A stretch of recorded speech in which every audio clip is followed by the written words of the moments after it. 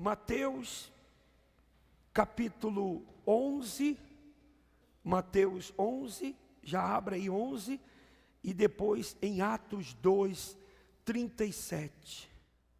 O Salmo 51, Davi confessa o seu pecado. Davi, ele tinha muito a perder, era rei, um reinado. Ele cometeu um adultério. Pior do que o adultério foi as consequências, foi as atitudes que ele tomou depois que ele pecou. Porque o pecado, ele trabalha assim, o pecado, ele cega o entendimento da pessoa. Ele cega. Ele faz a pessoa ficar tão cega tão cega espiritualmente, que ele tira a consciência da salvação da pessoa. Ele mata. Ele mata. O pecado é como um vírus no corpo de uma pessoa. Ele vai matando. O vírus mata direto? Não. Ele atinge os órgãos da pessoa, não é assim? Ele vai atingindo. Ele vai matando aos poucos a pessoa. O pecado é assim. Ele mata a pessoa aos poucos. Ele tira toda a ação da pessoa, toda a atitude da pessoa, porque ele não quer que a pessoa se arrependa. Ele não quer. A única coisa que faz a pessoa vencer o pecado é o arrependimento. Sem arrependimento, não há novo nascimento, encontro com Deus e batismo com o Espírito Santo. Não há. E batismo com o Espírito Santo não tem nada a ver com milagres, não confunda isso. Porque tem muita gente que a religiosidade dela faz ela pensar que o fato dela ter manifestado a fé dela na palavra de Deus, bebeu a água do tratamento, foi curada de câncer, foi curada de uma enfermidade, ou ela veio no altar, ela fez uma prova com Deus, ela fez um desafio com Deus, a porta se abriu, ela pagou uma dívida impagável aos olhos humanos. Amanhã nós vamos ter a reunião da prosperidade com Deus. Vamos fazer o clamor pela família, vamos derrubar as muralhas, mas vamos falar de salvação. Não tem outro caminho. Não tem outro caminho. Nós vamos falar da salvação com as pessoas amanhã. Nós vamos tratar do assunto vida financeira, mas vamos falar do mais importante, que é a alma. Toda segunda-feira nós falamos de salvação. Então, uma experiência com Deus, seja de um milagre, uma cura, seja de o pagamento de uma dívida, compra de uma casa, de um carro, o filho que saiu das drogas, o marido que largou a amante, isso não tem nada a ver com o batismo no Espírito Santo. O batismo com o Espírito Santo só acontece se houver arrependimento. E não é remorso. Arrependimento não tem nada a ver com remorso. O remorso é uma coisa que a pessoa sente na hora, e daqui a pouco passa, e ela vai lá, volta a fazer pior do que fez. Foi o que aconteceu com Davi. Ele cometeu o adultério, e depois do adultério, ele fez pior do que o adultério. Lá no Salmo 51 ele fala: eu pequei contra ti, Senhor. Somente contra ti. Fiz o que era mal perante os teus olhos. E o Senhor terá sido por justo no teu julgar e no teu falar. Em seguida ele diz: não afaste de mim o teu Santo Espírito. Quer dizer, Ele não estava preocupado. A pessoa, quando se arrepende do pecado, ela não está preocupada com as coisas que ela tem mais. Ela não se preocupa mais com o que ela é, a importância que ela tem, se ela é uma personalidade, se ela tem um cargo, se ela está numa posição. Ela entende que nem o cargo que ela ocupa, que nem a posição que ela tem, nem o lugar onde ela está, o que ela faz, isso não importa mais. O que importa é que a alma dela tenha paz. Isso é o que importa. Se ela tem que pagar o preço, se ela tem que confessar, se o preço para ficar livre daquela condenação do pecado é confessá-lo e passar a vergonha, então ela vai passar, ela vai confessar. Se ela confessar o pecado, o preço, ela sofrer a humilhação, porque todo mundo vai saber, ela vai lá e confessa. Porque ela não quer carregar aquele peso mais dentro dela. O Senhor disse: toda alma que pecar, toda, seja pastor, seja bispo da igreja, seja esposa, seja obreiro, seja membro, alma. Todos nós somos o quê? Alma. E toda alma que pecar, e esta alma não confessar o seu pecado, mas se basear na justiça que ela viveu antes de cometer o pecado, e achar que a sua justiça, ou seja, o tempo que a pessoa foi fiel, foi dizimista, foi ofertante, que ela serviu a Deus com fidelidade, e ela achar que isso daí vai garantir alguma coisa para ela, ele disse: essa alma morrerá. Olha só. Então nada do que fizemos, nada do que fomos, nada do que somos, o tempo que estamos na igreja, o tempo que servimos a Deus, que cremos na palavra de Deus, nada isso tem importância se a pessoa pecar, não confessar o pecado dela, nada disso garantirá ela na sua eternidade. Ela vai morrer. E o que é a morte? Que tipo de morte é essa que Deus fala? Que tipo de morte é essa que Deus fala?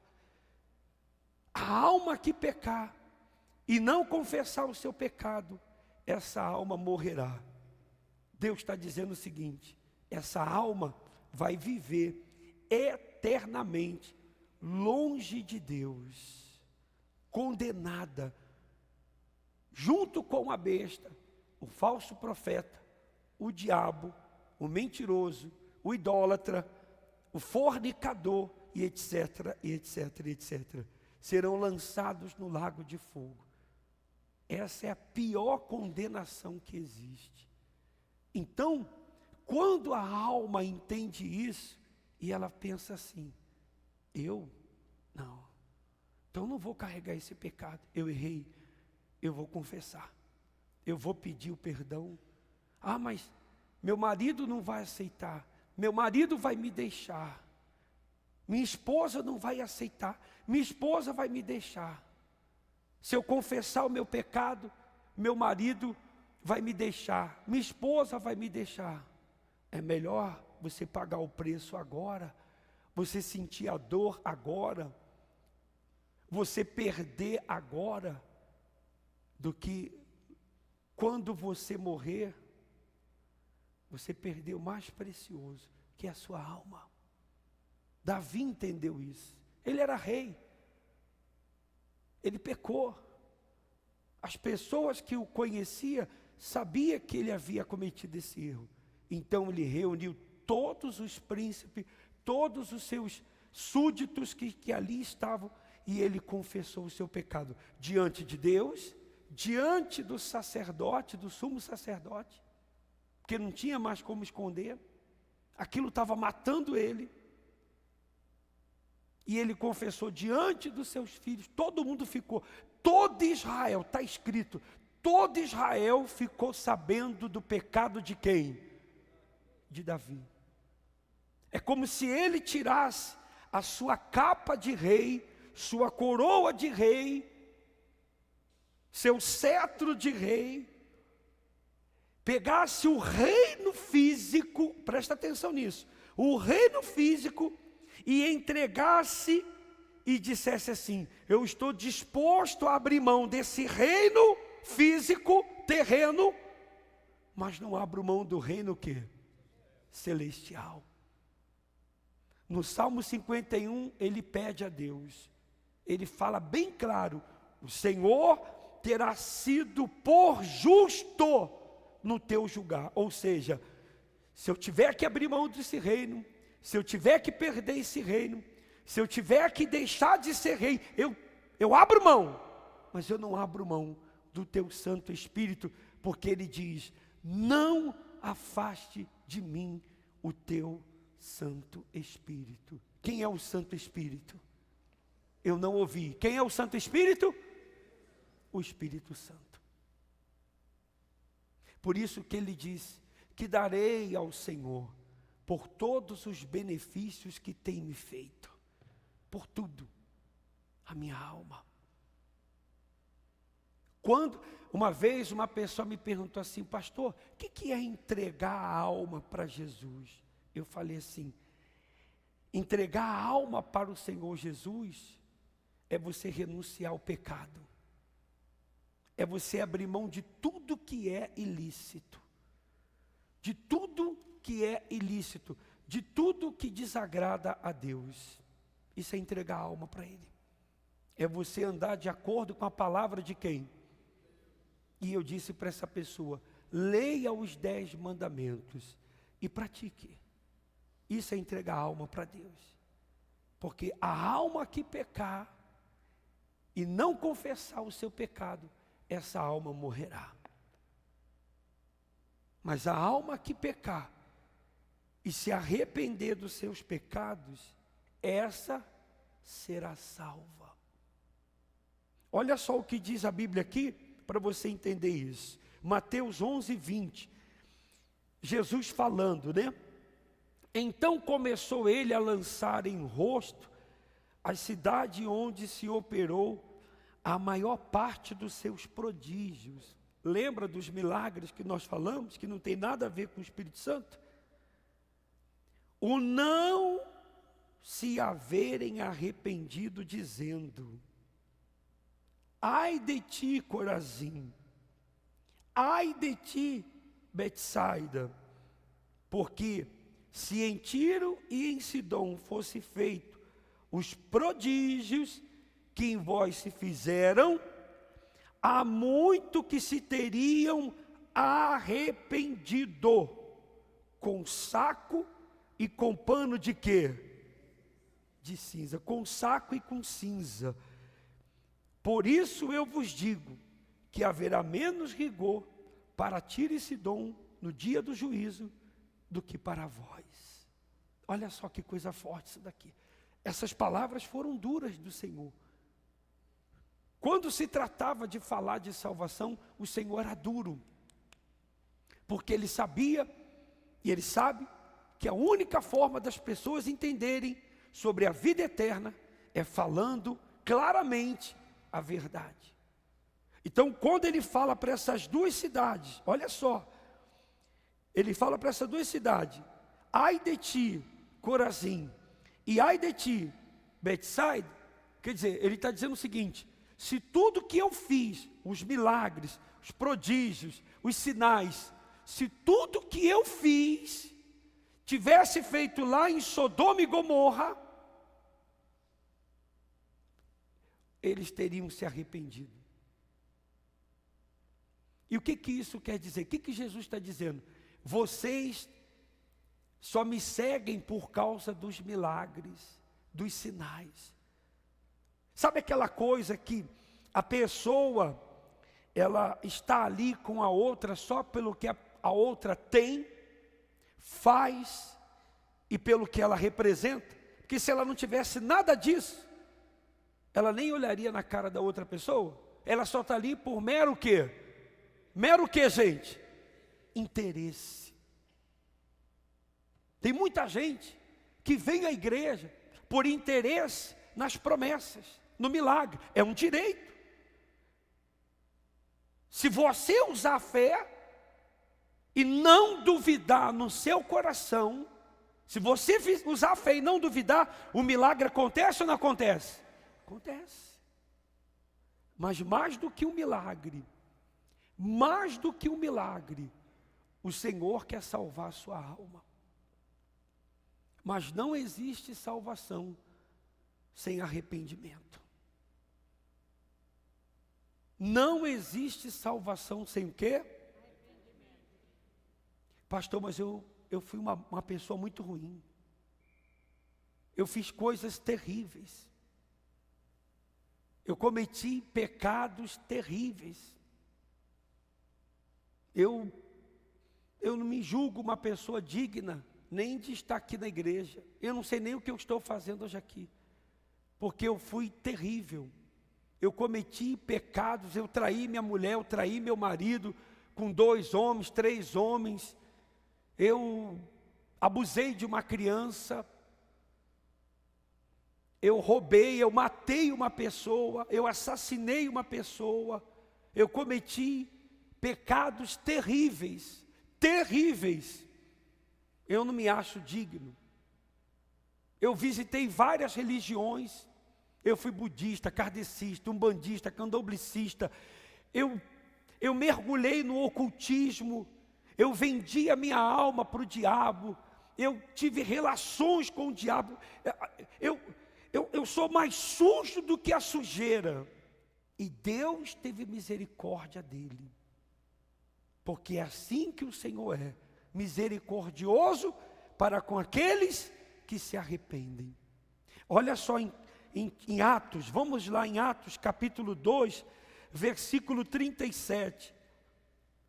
E ouvindo eles isto, compungiram-se em seu coração. E perguntaram a Pedro e aos demais apóstolos. Eu vou colocar o versículo aqui. E aos demais apóstolos: o que faremos, homens, irmãos? Quer dizer, esses aqui foram aqueles que crucificaram Jesus. Foram aqueles que estavam lá na multidão, quando Pilatos disse assim: a quem vocês querem que a gente solte? Barrabás ou Jesus? E o que eles gritaram? Não ouvi, gente. Barrabás ou Jesus? Então eles foram esses. Barrabás. E a Jesus Nazareno, o que eles disseram? Crucifica-o. E no momento que o nosso Senhor sofreu os flagelos e foi carregando a cruz, está escrito, eles lançavam o quê? O que eles lançavam? Todo tipo de elemento. Imagine, urina, fezes, pedras, cuspiam. Eles estavam lá. Olha só. E quando o entendimento deles foi aberto, por isso que eles disseram, e ouvindo eles isto, compungiram-se em seu coração e perguntaram a Pedro e aos demais apóstolos, dizendo, o que faremos, homens irmãos? E qual foi a resposta que Pedro disse? E disse-lhe Pedro, o que, gente? Qual foi a resposta?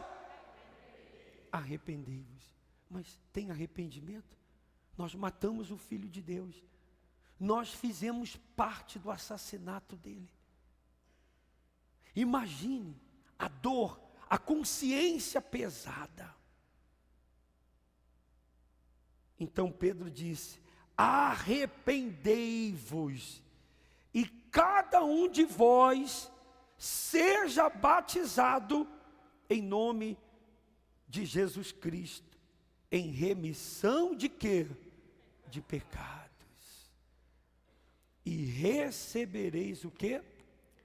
o dom do Espírito. Fique de pé, por gentileza. Quer dizer, Pedro não olhou para aquele. Pedro sabia, Pedro conhecia, Pedro estava lá e viu que aqueles homens participaram, tinham a culpa da crucificação do Filho de Deus.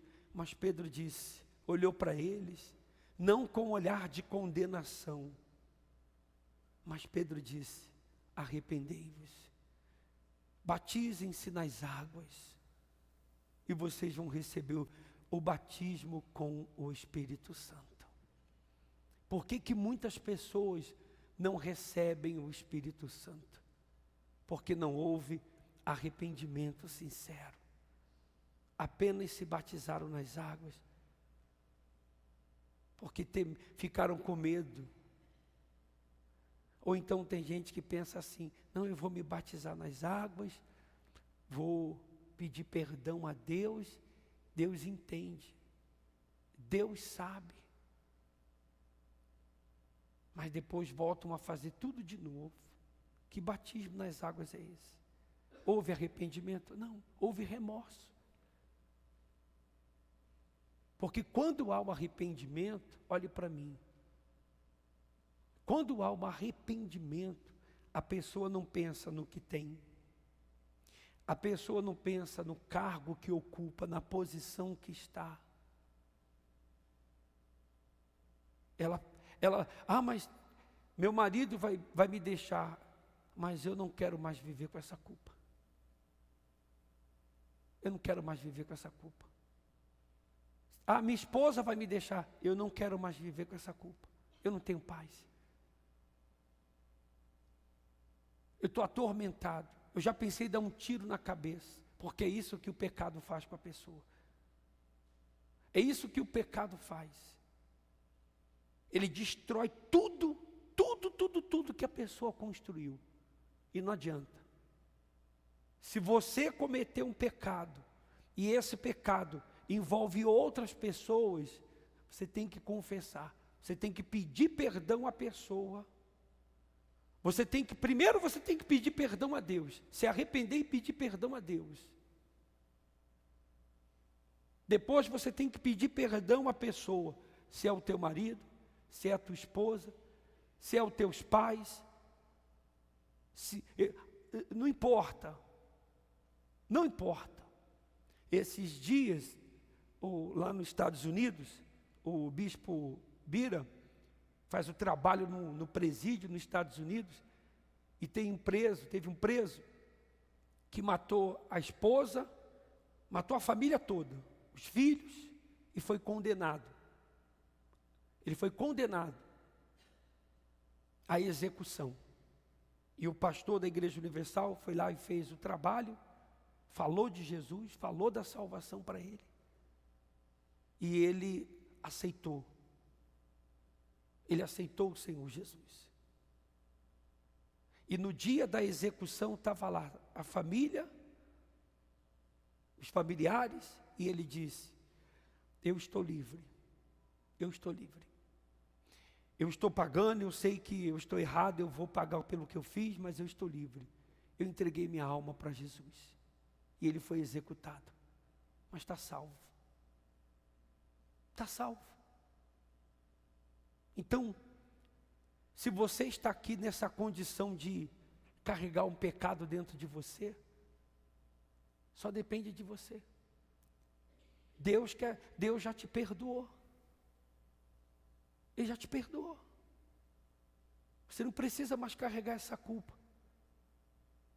Porque é melhor você passar vergonha agora, sabe? Porque é vergonhoso. É humilhante. Mas é você pagar esse preço agora do que você pagar com a sua alma. Do que no dia que a gente chegar diante de Deus e você querer entrar no reino dos céus e o Senhor pegar o livro, né? Que não será a Bíblia, mas o livro da vida, quando vai se ler lá o seu nome, Ó, seu nome não consta aqui. Como assim? Eu estava na igreja. Não, seu nome não consta aqui. Não, mas, espera aí. Aí vai, aqui é um telão. Aí vai mostrar toda a história da sua vida. O pecado escondido, não confessado. O pecado escondido, não confessado. Você vai perder a tua salvação, porque não houve arrependimento. Não houve arrependimento. E a sua alma será entregue ao dono dela. Primeiro, todos nós veremos a Jesus glorificado.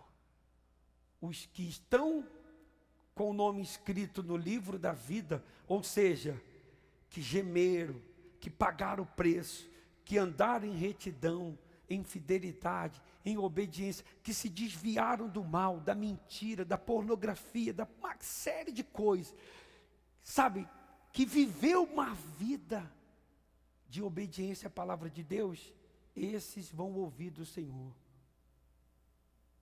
Vinde, amados de minha alma, benditos de meu Pai, entra no gozo do seu Senhor. Mas outros não entrarão. Eu quero que você pense numa coisa: quem não entrar, quem não for salvo, qual é a próxima visão que essa pessoa vai ter? Quem você acha que ela vai ver? Primeiro ela vê Jesus glorificado, no seu fulgor, na sua glória, no seu esplendor. E quando ela vira as costas, ela vai se deparar com quem? Com quem você acha? Com Satanás, com o próprio Lúcifer, na sua glória destruída, no seu rosto desfigurado, com ódio de você, babando pela sua alma. O que é melhor? Pagar o preço agora, ter paz e seguir uma vida reta com Deus? Ou ouvir no final de tudo, no dia do juízo: apartai-vos de mim, ó malditos. Malditos! Por que maldito? Por que maldito? Porque não creram na minha palavra, porque me desprezaram. Porque me desprezaram. Que é condenação pior do que essa, de passar a eternidade longe de Deus?